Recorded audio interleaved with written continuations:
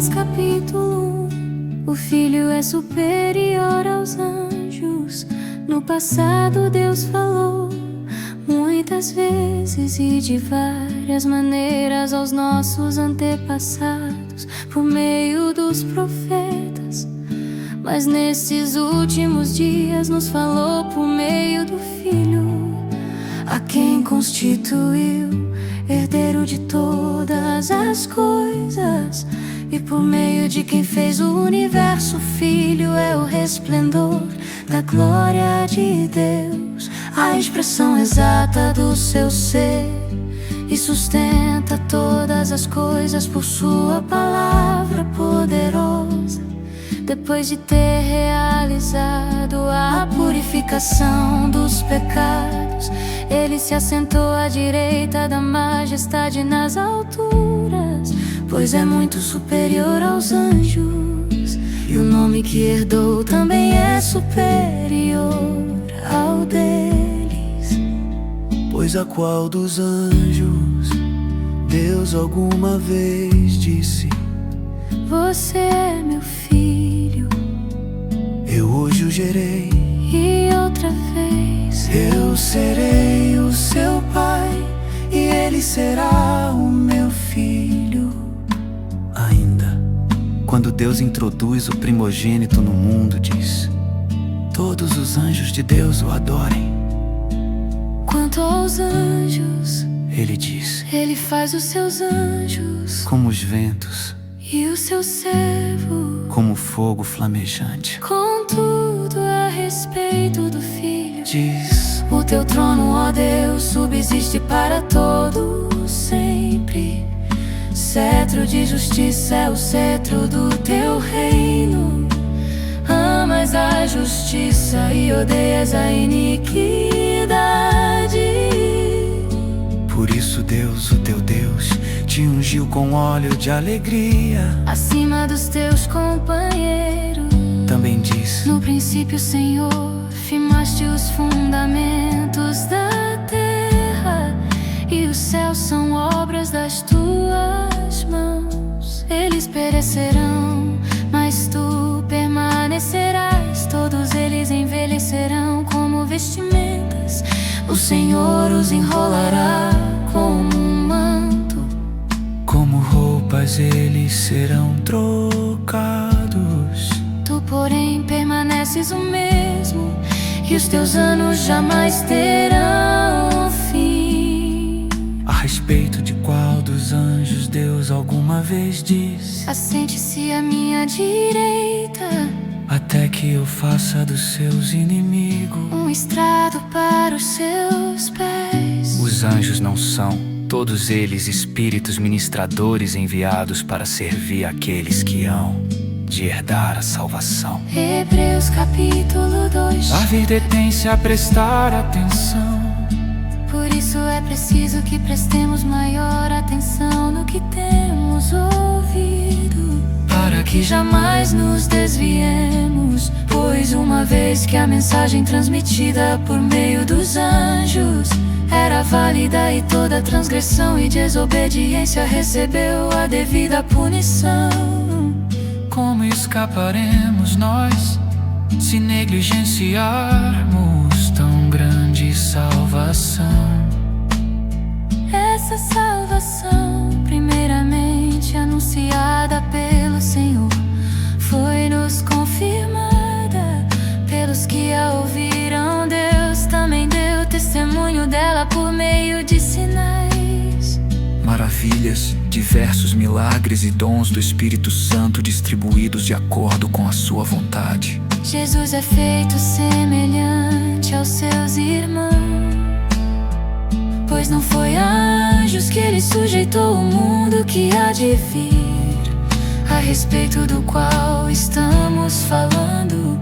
Mas alguém em certo lugar testemunhou, dizendo: Que é o homem, para que com ele te importes, e o Filho do homem, para que com ele te preocupes. Tu fizeste um pouco menor do que os anjos, e o coroaste com glória e com honra.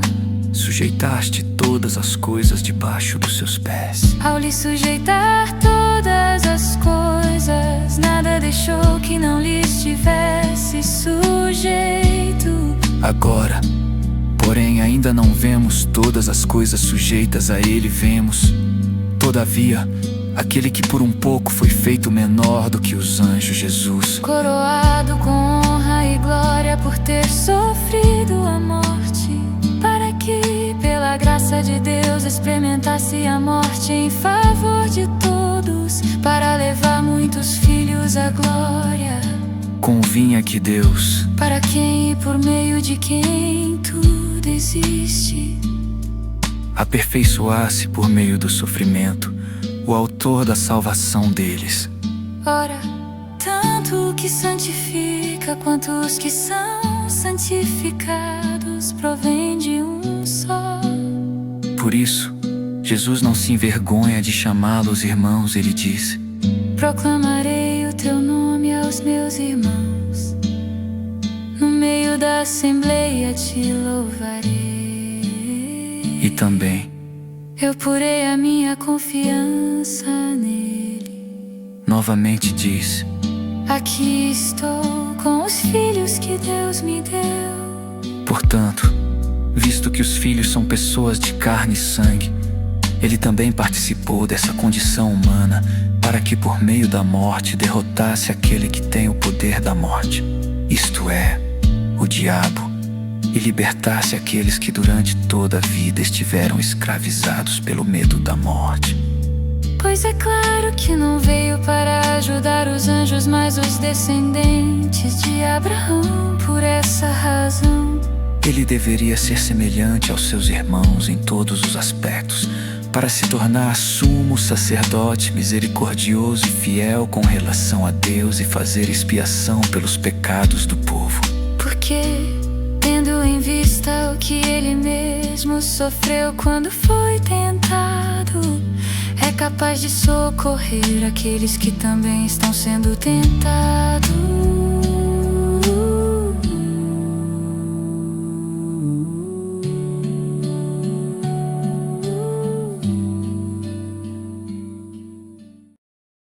Hebreus capítulo 3. Jesus é superior a Moisés. Portanto, santos irmãos, participantes do chamado celestial, fixem os seus pensamentos em Jesus, o apóstolo e sumo sacerdote, que confessamos ele foi fiel àquele que o havia constituído, assim como Moisés foi fiel em toda a casa de Deus.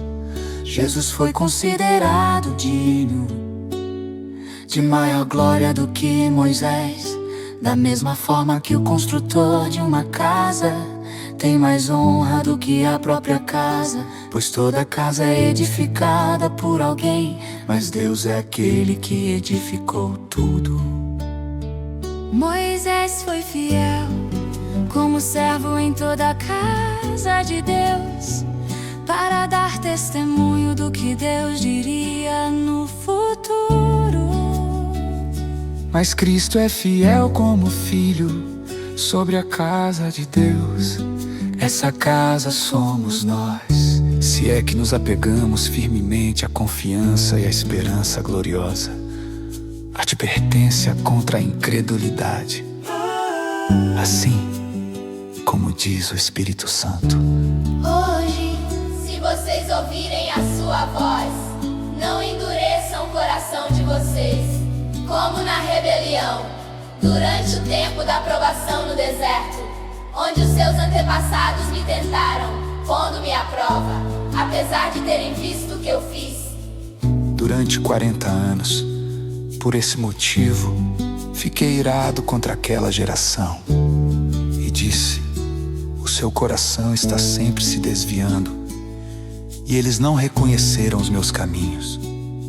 Por isso, jurei na minha ira, jamais entrarão no meu descanso.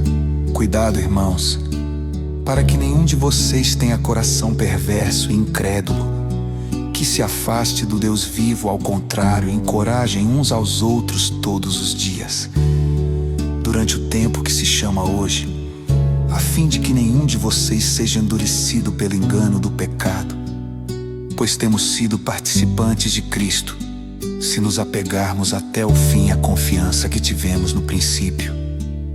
Por isso é que se diz: hoje, se vocês ouvirem a sua voz, não endureçam o coração de vocês, como na rebelião. Quem foram os que ouviram e se rebelaram? Não foram todos os que Moisés tirou do Egito, e contra quem Deus esteve irado durante 40 anos? Não foi contra aqueles que pecaram, cujos corpos caíram no deserto, e a quem jurou que nunca entrariam no descanso dele. Não foi aqueles que foram desobedientes. Vemos assim que não puderam entrar por causa da incredulidade. Capítulo 4.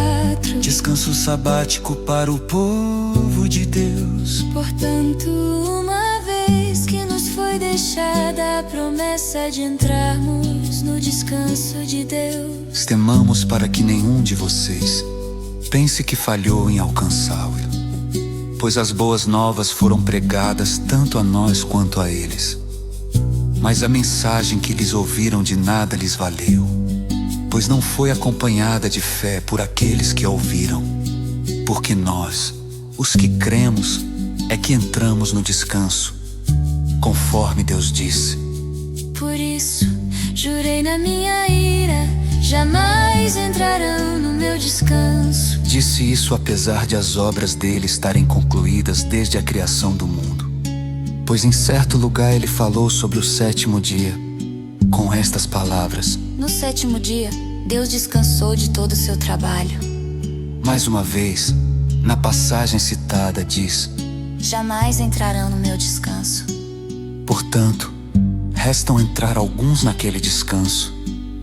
E aqueles a quem anteriormente as boas novas foram pregadas não entraram por causa da desobediência.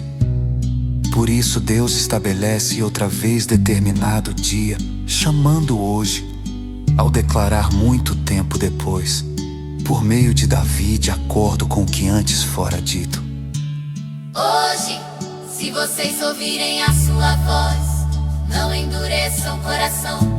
Porque, se Josué lhes tivesse dado descanso, Deus não teria falado posteriormente a respeito de outro dia.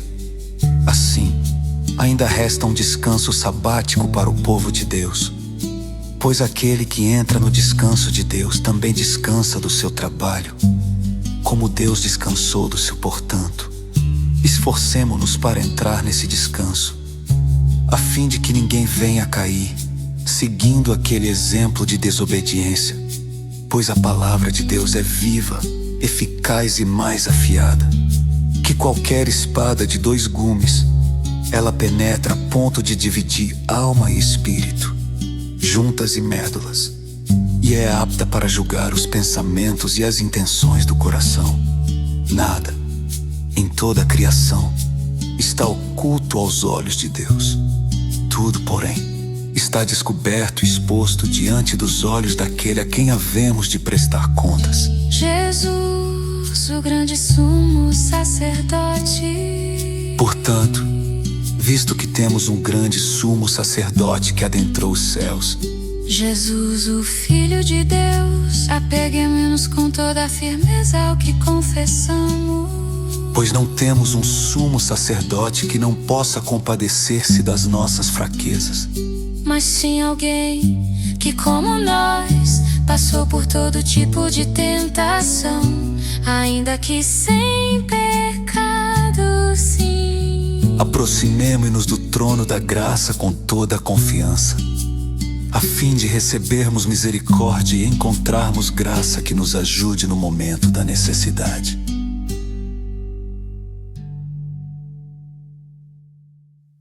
Hebreus capítulo 5. Todo sumo sacerdote é escolhido dentre os homens e designado para representá-los em questões relacionadas a Deus e apresentar ofertas e sacrifícios pelos pecados. Ele é capaz de se compadecer dos que não têm conhecimento e se desviam, visto que ele próprio está sujeito à fraqueza. Por isso, ele precisa oferecer sacrifícios por seus próprios pecados, bem como pelos pecados do povo. Ninguém toma essa honra para si mesmo, mas deve ser chamado por Deus, como aconteceu com Arão da mesma forma. Cristo não tomou para si a glória de se tornar sumo sacerdote, mas Deus lhe disse: Você é meu filho, eu hoje o gerei. Em outro lugar diz: você é sacerdote para sempre, segundo a ordem de Melquisedeque. Durante os seus dias de vida na terra, Jesus ofereceu orações e súplicas em alta voz e com lágrimas, aquele que o podia salvar da morte. E foi ouvido por causa da sua reverente submissão. Embora fosse filho, ele aprendeu obediência por meio daquilo que sofreu, e uma vez aperfeiçoado, tornou-se a fonte da salvação eterna para todos os que lhe obedecem, e foi designado por Deus sumo sacerdote, segundo a ordem de Melquisedeque. Afligência contra a apostasia, quanto a isso temos muito que dizer, coisas difíceis de entender. Porque vocês se tornaram negligentes para ouvir.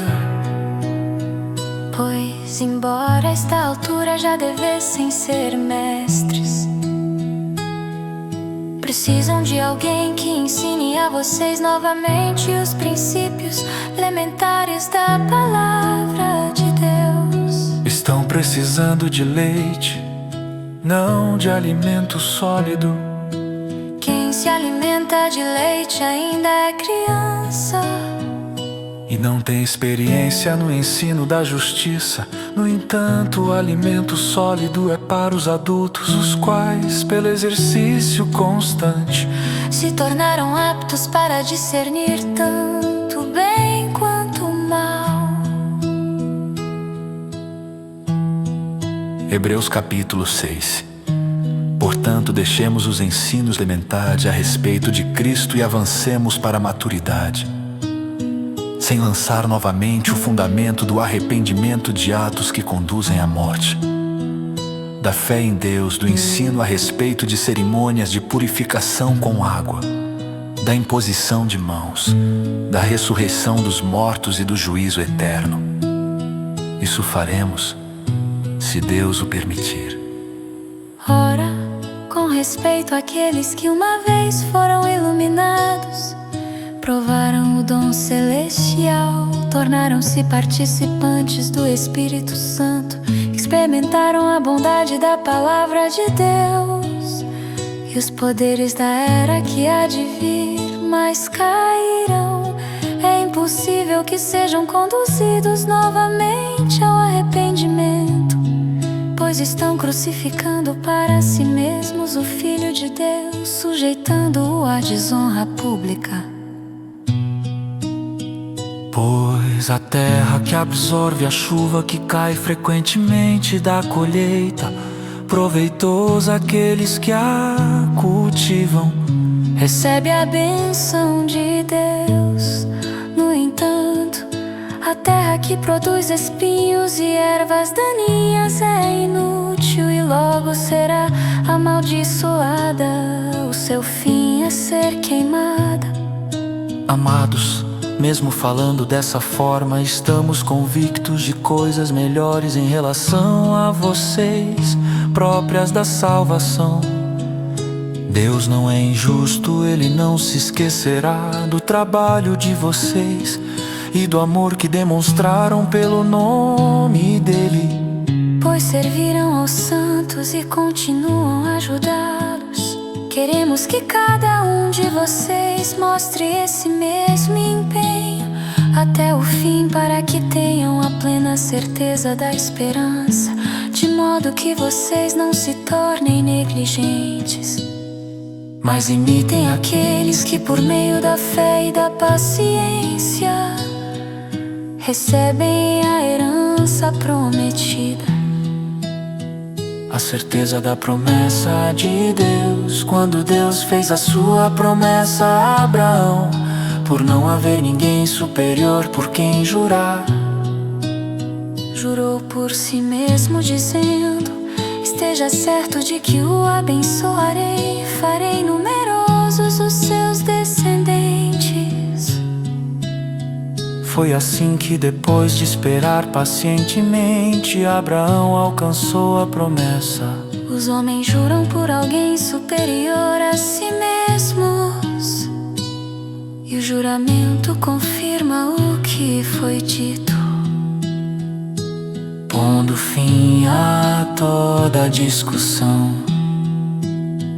Uma vez que Deus quis mostrar de forma bem clara a natureza imutável do seu propósito para os herdeiros da promessa, Ele o confirmou com juramento, a fim de que, por meio de duas coisas imutáveis, nas quais é impossível que Deus minta, nós que nos refugiamos nele sejamos firmemente encorajados, para que nos apeguemos à esperança que nos foi proposta. Temos essa esperança firme e segura como âncora da alma. Ela entra no santuário depois do véu, onde Jesus, que nos precedeu, entrou em nosso lugar, tornando-se sumo sacerdote para sempre, segundo a ordem de Melquisedeque.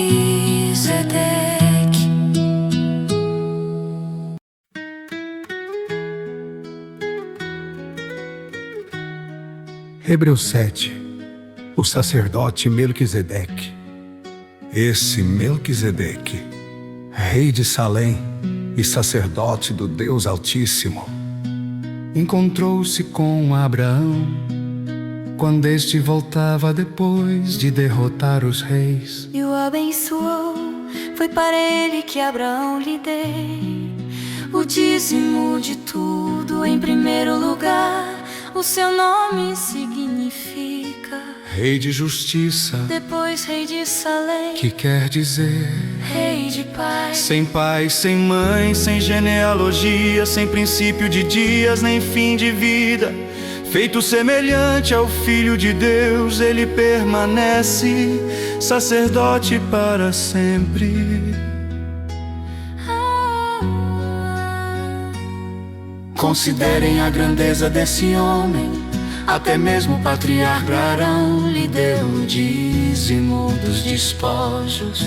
A lei requer dos sacerdotes entre os descendentes de Levi Que recebam o dízimo do povo, isto é, dos seus irmãos, embora estes sejam descendentes de Abraão.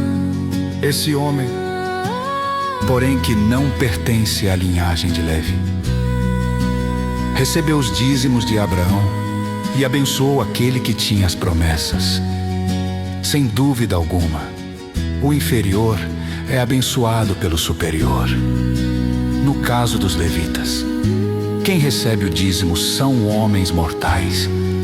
No caso de Melquisedeque, quem recebe é aquele de quem se dá testemunho que vive. Pode-se dizer que Levi, que recebia os dízimos, os pagou por meio de Abraão, já que Levi estava presente em seu antepassado, Abraão, quando Melquisedeque se encontrou com ele. Jesus é semelhante a Melquisedeque. Se fosse possível alcançar a perfeição por meio do sacerdócio levítico, visto que em sua vigência o povo recebeu a lei, por que haveria ainda necessidade de se levantar outro sacerdote, segundo a ordem de Melquisedeque, não de Arão? Certo é que, quando há mudança de sacerdócio, é necessário que haja mudança de lei. Ora, aquele de quem se diz essas coisas pertencia a outra tribo, da qual ninguém jamais havia participado no serviço do altar.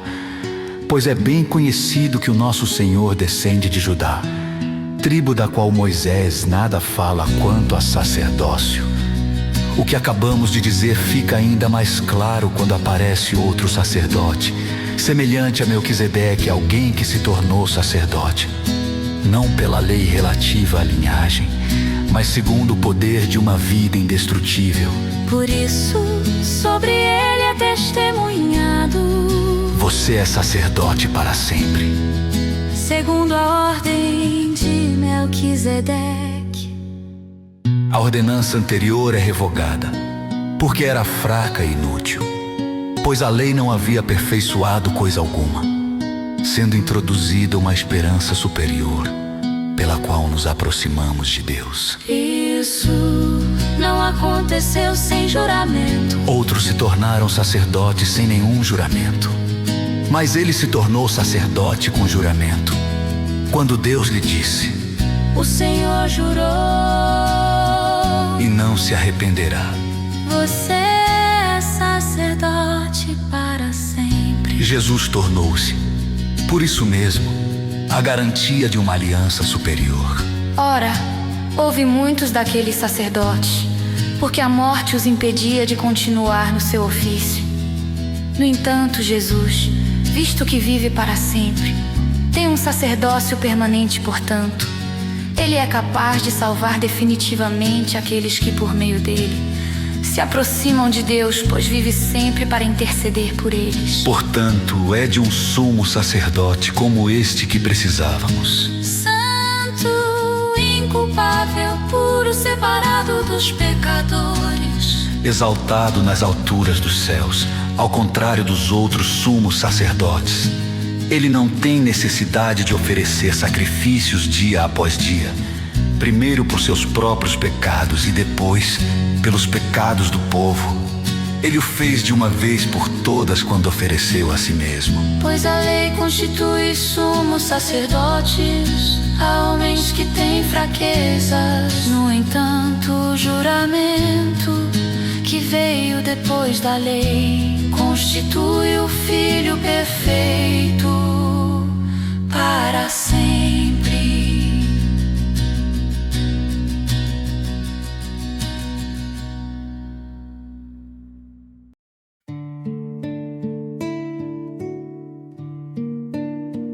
Hebreus 8. O sumo sacerdote de uma nova aliança, o mais importante do que estamos tratando é que temos um sumo sacerdote como este, o qual se assentou à direita do trono da majestade nos céus e serve no santuário, no verdadeiro tabernáculo erigido pelo Senhor, não por seres humanos. Todo sumo sacerdote é constituído para apresentar ofertas e sacrifício. Por isso era necessário que também este tivesse algo a oferecer. Se ele estivesse na terra, nem seria sacerdote, visto que já existem aqueles que apresentam as ofertas prescritas pela lei. Eles servem em um santuário que é cópia e sombra daquele que está no céu. Já que Moisés foi avisado quando estava para construir o tabernáculo, tenham cuidado de fazer tudo segundo o modelo que foi mostrado a você no monte. Contudo, o ministério sacerdotal que Jesus recebeu é superior ao deles, como também a aliança da qual ele é mediador é superior à antiga, porque se baseia em promessas superiores. Pois, se aquela primeira aliança fosse perfeita, não seria necessário procurar lugar para outro Deus. Porém, achou o povo em falta e disse: estão chegando os dias, declara o Senhor, em que farei uma nova aliança com com a comunidade de Israel e com a comunidade de Judá. Não será como a aliança que fiz com seus antepassados, quando os tomei pela mão para tirá-los da terra do Egito. Visto que eles não permaneceram fiéis à minha aliança, eu também me afastei deles. Diz o Senhor: esta é a aliança que farei com o povo de Israel depois daqueles dias, Diz o Senhor: porei as minhas leis na mente deles e as escreverei no seu coração. serei o Deus deles e eles serão o meu povo. Ninguém mais ensinará ao seu próximo, nem dirá ao seu irmão: conheça o Senhor. Porque todos eles me conhecerão. Conheça o Senhor, desde o menor até o maior. Conheça o Senhor, Porque eu serei misericordioso com a injustiça deles. e nunca mais me lembrarei dos seus pecados. ao chamar de nova essa aliança, ele tornou antiquada a primeira. E o que se torna antiquado e envelhecido está a ponto de desaparecer.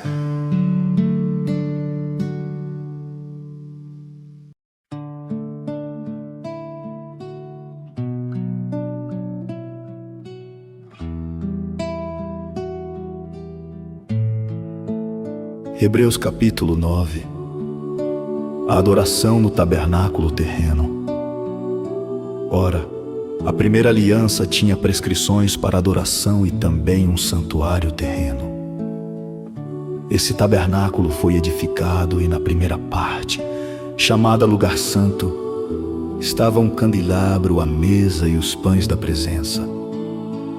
Por trás do segundo véu do tabernáculo, havia a parte chamada Santo dos Santos, que tinha o altar de ouro para o incenso e a arca da aliança, totalmente revestida de ouro.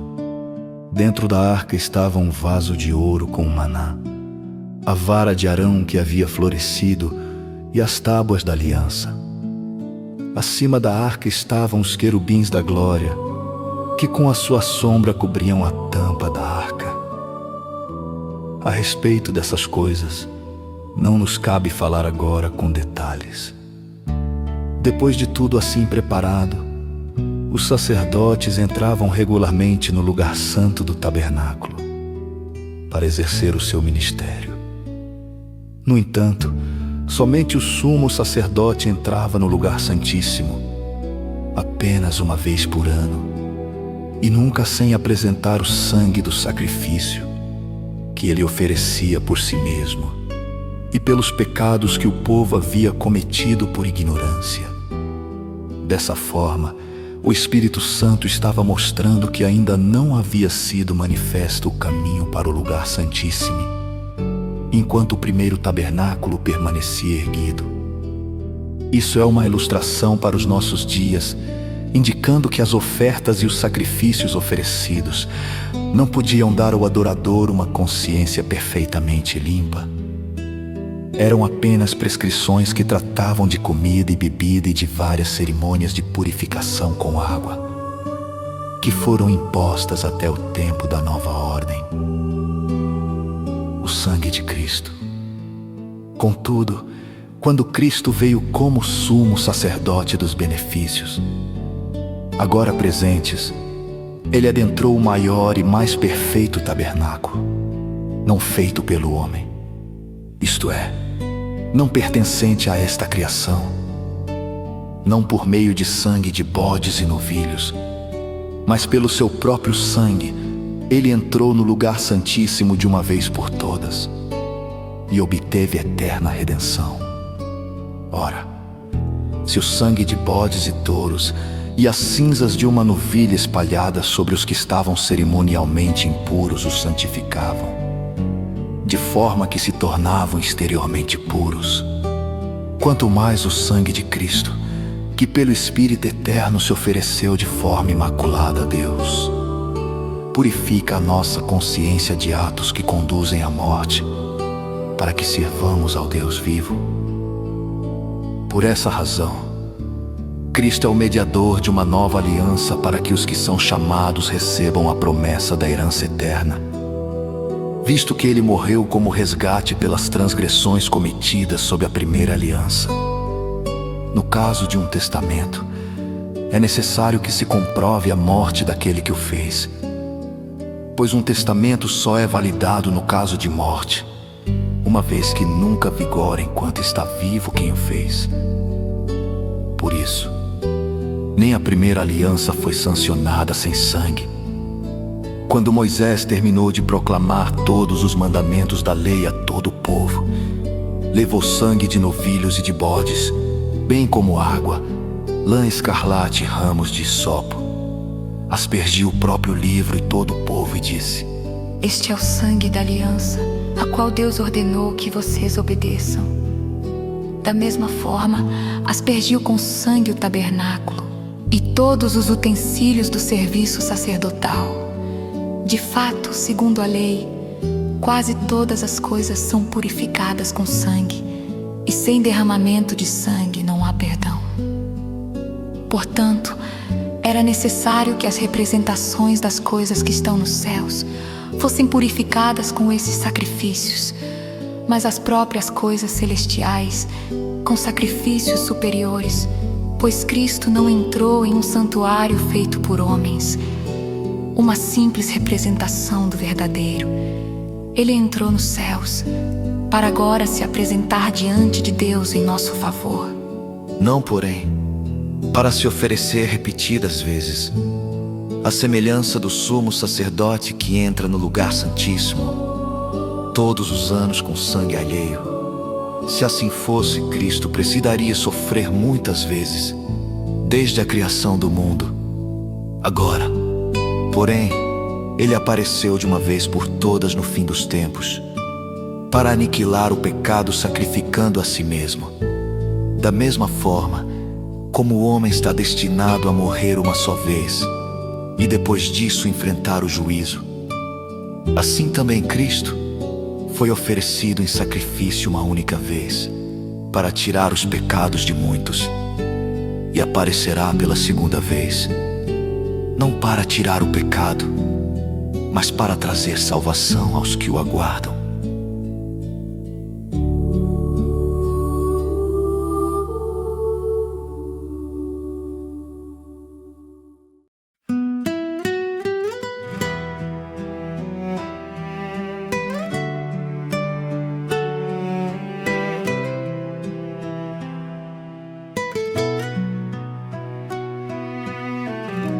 Hebreus capítulo 10. O sacrifício de Cristo é definitivo. A lei é apenas uma sombra dos benefícios que virão, não a sua realidade. Por isso ela nunca consegue, com os mesmos sacrifícios repetidos ano após ano, aperfeiçoar os que se aproximam para adorar. Se pudesse fazê-lo, não deixariam de ser oferecidos, pois os adoradores, tendo sido purificados de uma vez por todas, já não teriam consciência do pecado. Contudo, esses sacrifícios são uma recordação anual dos pecados, pois é impossível que o sangue de touros e bodes tire pecados. Por isso, quando Cristo veio ao mundo, disse: Sacrifício e oferta não quiseste, mas um corpo me preparaste. de holocausto e ofertas pelo pecado.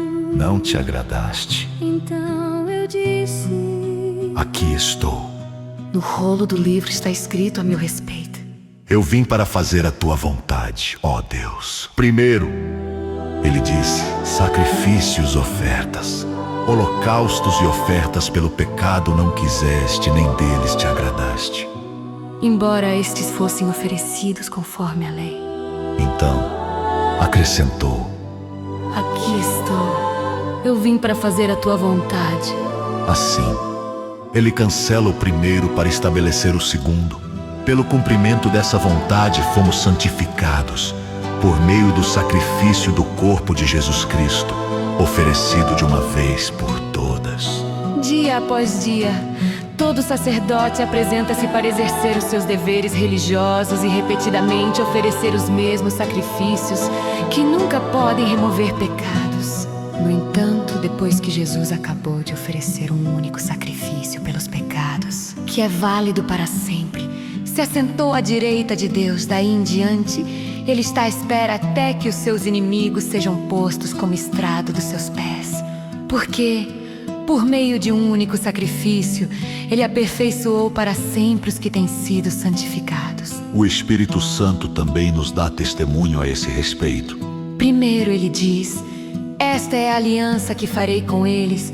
Depois daqueles dias, diz o Senhor, porei as minhas leis no coração deles e as escreverei na sua mente. Depois, acrescenta: nunca mais me lembrarei dos seus pecados, nem das suas iniquidades. assim, já que esses pecados são perdoados, não há mais necessidade de sacrifício por eles. Um apelo à perseverança. Portanto, irmãos, temos plena confiança para entrar no lugar santíssimo pelo sangue de Jesus, por um novo e vivo caminho que ele nos abriu por meio do véu, isto é, do seu corpo. Também temos um grande sacerdote sobre a casa de Deus. Assim, aproximemo-nos de Deus com um coração sincero e com plena convicção de fé, porque o nosso coração foi purificado de uma consciência má e o nosso corpo lavado com água pura. Mantenhamos firme a esperança que professamos, pois aquele que prometeu é fiel. Importemo-nos uns com os outros para nos incentivarmos ao amor e às boas obras. E não deixemos de nos reunir como igreja, segundo o costume de alguns, mas procuremos encorajar uns aos outros, sobretudo agora que vocês veem aproximar-se o dia. Porque, se nós pecarmos deliberadamente depois que recebemos o conhecimento da verdade, já não resta sacrifício pelos pecados, mas apenas uma terrível expectativa de juízo e de fogo intenso que consumirá os adversários de Deus. Quem rejeitava a lei de Moisés morria sem misericórdia pelo depoimento de 2 ou 3 testemunhas. Com mais severo castigo, julgam vocês merecer aquele que pisou o Filho de Deus. Considerou profano o sangue da aliança pelo qual ele foi santificado e insultou o Espírito da graça. Pois conhecemos aquele que disse: minha é a vingança, eu retribuirei. E também, o Senhor julgará o seu povo. Algo terrível é cair nas mãos do Deus vivo. Lembrem-se dos primeiros dias, depois que vocês foram iluminados, quando suportaram muita luta e muito sofrimento. Algumas vezes vocês foram expostos publicamente a insultos e tribulações. Em outras ocasiões, fizeram-se solidários com os que assim foram tratados. Vocês se compadeceram dos que estavam na prisão e aceitaram alegremente o confisco dos seus próprios bens, pois sabiam que possuíam bens superiores e permanentes. Por isso, não abandone a confiança que vocês têm. Ela será generosamente recompensada, portanto. Vocês precisam perseverar, de modo que depois de terem cumprido a vontade de Deus, recebam o que Ele prometeu. Pois em breve, muito em breve, aquele que vem virá e não demorará. Mas o meu justo viverá pela fé. Contudo, se retroceder, não me agradarei dele. nós, porém, não somos dos que retrocedem para a destruição, mas dos que têm fé para a preservação da vida.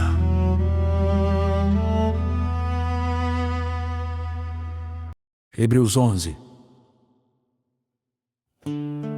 Ora, a fé é a confiança daquilo que esperamos e a certeza das coisas que não vemos. pois foi por meio dela que os antigos receberam bom testemunho. Pela fé, entendemos que o universo foi formado pela palavra de Deus, de modo que aquilo que se vê não foi feito do que é visível. Pela fé, Abel ofereceu a Deus um sacrifício superior ao de Caim. Pela fé, ele foi reconhecido como justo quando Deus aprovou as ofertas dele, embora esteja morto. Por meio da fé ainda fala. Pela fé, Enoque foi levado, de modo que não experimentou a morte, e já não foi encontrado, pois Deus o havia levado.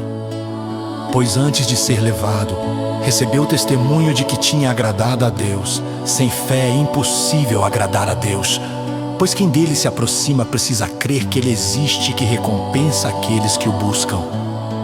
Pela fé, Noé, quando avisado a respeito de coisas que ainda não se viam, movido por santo temor, construiu uma arca para salvar a sua família. Por meio da fé, ele condenou o mundo e tornou-se herdeiro da justiça que é segundo a fé. Pela fé, Abraão, quando chamado, obedeceu e dirigiu-se a um lugar que mais tarde receberia como herança, embora não soubesse para onde estava indo. Pela fé, peregrinou na terra prometida como se estivesse em terra estranha. Viveu em tendas, bem como Isaque e Jacó, co-herdeiros da mesma promessa, pois ele esperava a cidade que tem alicerces, cujo arquiteto e construtor é Deus. Pela fé, a própria Sara também pôde ter um filho, apesar de ser estéril e avançada em idade, porque considerou fiel aquele que lhe havia feito a promessa. Assim, daquele homem já sem vitalidade originaram-se descendentes numerosos, como as estrelas do céu e incontáveis como a areia da praia do mar. Todos esses morreram sem terem recebido as promessas. Viram-nas de longe e de longe as saudaram, reconhecendo que eram estrangeiros e peregrinos na terra. Os que assim falam mostram que estão buscando uma pátria. Se estivessem pensando naquela de onde saíram, teriam oportunidade de voltar. Em vez disso, esperavam uma pátria melhor, isto é, a pátria celestial. Por essa razão, Deus não se envergonha de ser chamado o Deus deles, pois lhes preparou uma cidade. Pela fé, Abraão, quando Deus o pôs à prova, ofereceu Isaque como sacrifício. Aquele que havia recebido as promessas estava a ponto de sacrificar o seu único filho, embora Deus lhe tivesse dito: por meio de Isaque, a sua descendência há de ser considerada. Abraão levou em conta que Deus pode ressuscitar os mortos e figuradamente recebeu Isaque de volta dentre os mortos. Pela fé, Isaque abençoou Jacó e Esaú com respeito ao futuro deles. Pela fé, Jacó, à beira da morte, abençoou cada um dos filhos de José e, curvando-se, adorou a Deus, apoiado na extremidade do seu bordão. Pela fé, José, no fim da vida, fez menção à saída dos israelitas do Egito e deu instruções acerca dos seus próprios ossos. Pela fé, Moisés, recém-nascido, foi escondido durante 3 meses por seus pais, pois viram que o menino era bonito e não temeram o decreto do rei. Pela fé, Moisés, já adulto, recusou ser chamado filho da filha do faraó, porque preferiu ser maltratado com o povo de Deus a desfrutar o prazer transitório do pecado. Por causa de Cristo, considerou a desonra uma riqueza maior do que os tesouros do Egito, pois contemplava a recompensa. Pela fé saiu do Egito, por não temer a ira do rei, e perseverou, porque via aquele que é invisível. Pela fé, celebrou a Páscoa e fez a aspersão do sangue, para que o destruidor não tocasse nos primogênitos dos israelitas. Pela fé, o povo atravessou o Mar Vermelho em terra seca, mas quando os egípcios tentaram fazê-lo, morreram afogados. Pela fé caíram os muros de Jericó, depois de serem rodeados pelos israelitas durante 7 dias. Pela fé, a prostituta Raabe não foi morta com os que haviam sido desobedientes, pois tinha acolhido os espias pacificamente. Que mais direi? Não tenho tempo para falar de Gideão, Baraque, Sansão, Jefité, Davi, Samuel e os profetas, os quais, pela fé, conquistaram reinos, praticaram a justiça, alcançaram o cumprimento de promessas. Fecharam a boca de leões, apagaram o poder do fogo, escaparam do fio da espada. Da fraqueza tiraram força, tornaram-se poderosos na batalha e puseram em fuga exércitos estrangeiros. Houve mulheres que, pela ressurreição, tiveram de volta os seus mortos. Uns foram torturados e recusaram-se a ser libertos para alcançar uma ressurreição superior. Outros enfrentaram zombaria e açoites. Outros ainda foram acorrentados e colocados na prisão, apedrejados, cerrados ao meio, postos à prova, mortos à espada. Andaram errantes, vestidos de pele de ovelhas e de cabras, necessitados, afligidos e maltratados. O mundo não era digno deles. Vagaram pelos desertos e montes, pelas cavernas e grutas da terra. Todos estes receberam bom testemunho por meio da fé. No entanto, nenhum deles recebeu o que havia sido prometido, porque Deus havia planejado algo melhor para nós, a fim de que eles não fossem aperfeiçoados sem nós.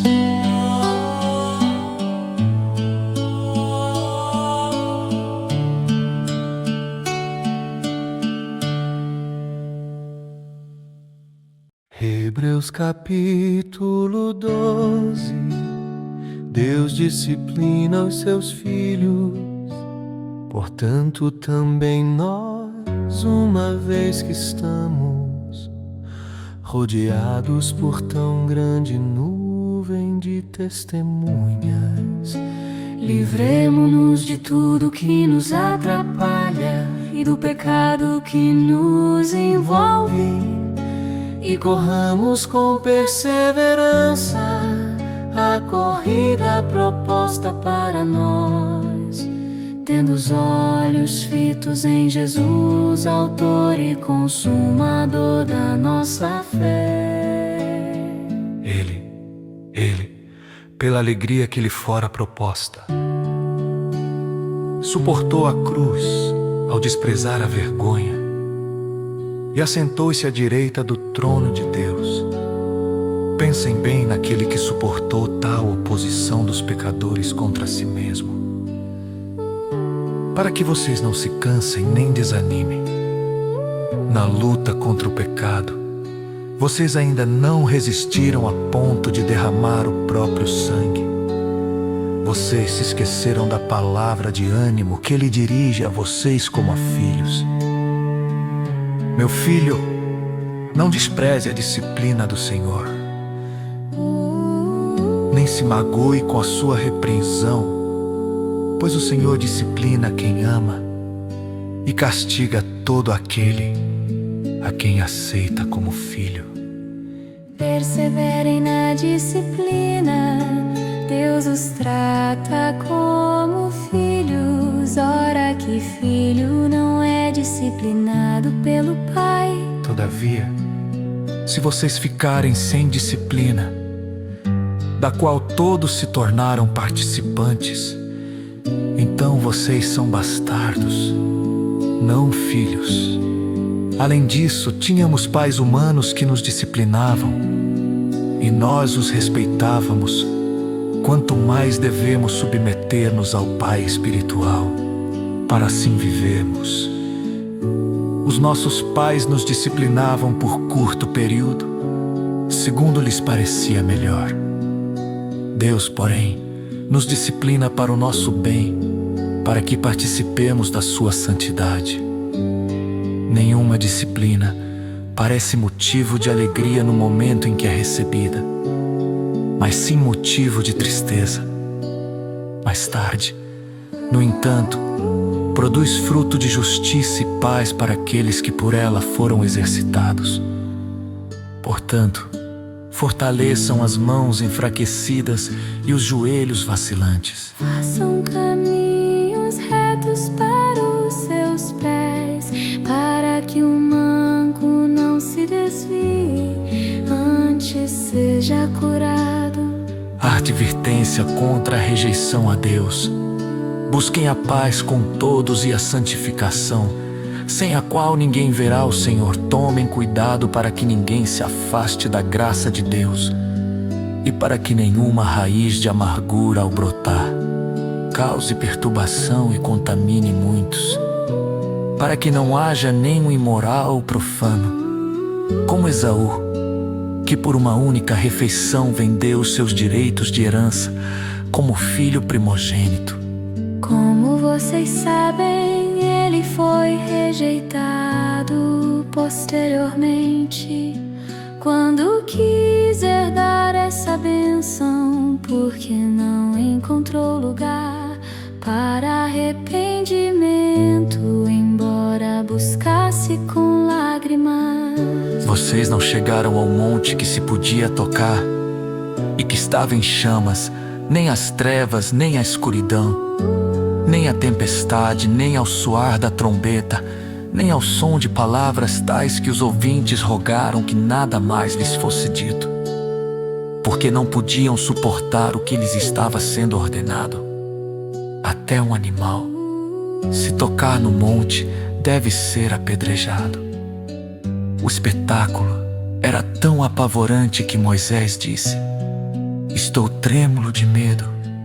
Vocês, porém, chegaram ao Monte Sião, a Jerusalém celestial, a cidade do Deus vivo. Chegaram aos milhares de anjos em alegre reunião, a igreja dos primogênitos, cujos nomes estão escritos nos céus. Vocês chegaram a Deus, o juiz de todos os homens, ao Espírito dos justos que foram aperfeiçoados, a Jesus, o mediador de uma nova aliança, e ao sangue aspergido que fala melhor do que o sangue de Abel. Tomem cuidado para não rejeitarem aquele que fala. Pois, como não escaparam os que se recusaram a ouvir quem os advertia na terra, muito menos nós, se rejeitarmos aquele que nos adverte dos céus. A voz dele, naquela ocasião, abalou a terra, mas agora promete: uma vez mais abalarei não apenas a terra, mas também o céu. As palavras, uma vez mais, indicam a remoção das coisas mutáveis, isto é, das coisas criadas, de forma que permaneça o que é inabalável. Portanto, já que estamos recebendo um reino inabalável, sejamos agradecidos e assim adoremos a Deus de modo aceitável, com reverência e temor, pois o nosso Deus é fogo consumidor.